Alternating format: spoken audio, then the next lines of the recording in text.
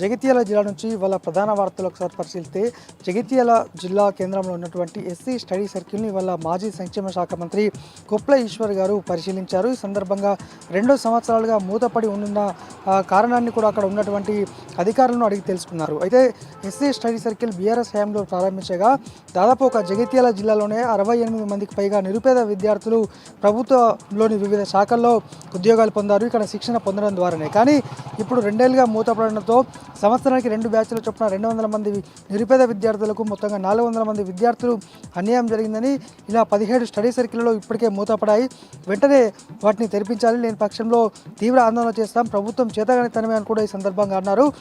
స్థానిక జిల్లా మంత్రి సంక్షేమ శాఖ మంత్రి అడ్లూరి లక్ష్మణ్ కుమార్ దీన్ని చొరవ తీసుకోవాలని, ఎందుకు మిన్నకుండిపోతున్నారంటూ కూడా ఆగ్రహాన్ని వ్యక్తం చేశారు.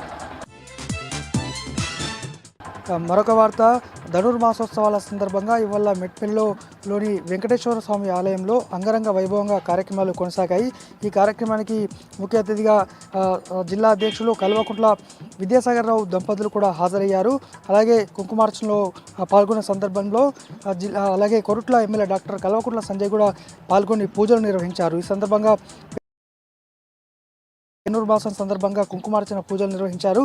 దీనికి త్రిదండి రామానుజ కుంకుమ అర్చన అలాగే ఇటు ధనుర్మాస ప్రత్యేకతనైతే వివరించారు.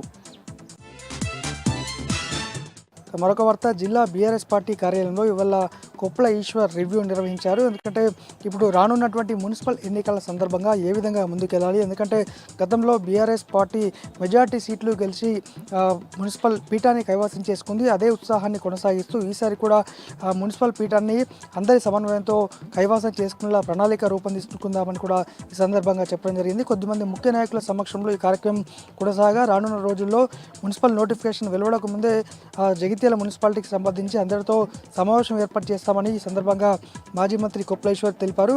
ఈ కార్యక్రమంలో జిల్లా అధ్యక్షులు విద్యాసాగర్ రావు, మాజీ జడ్పీ చైర్పర్సన్ దావ వసంత సురేష్తో పాటు బీఆర్ఎస్ శ్రేణులు పాల్గొన్నారు.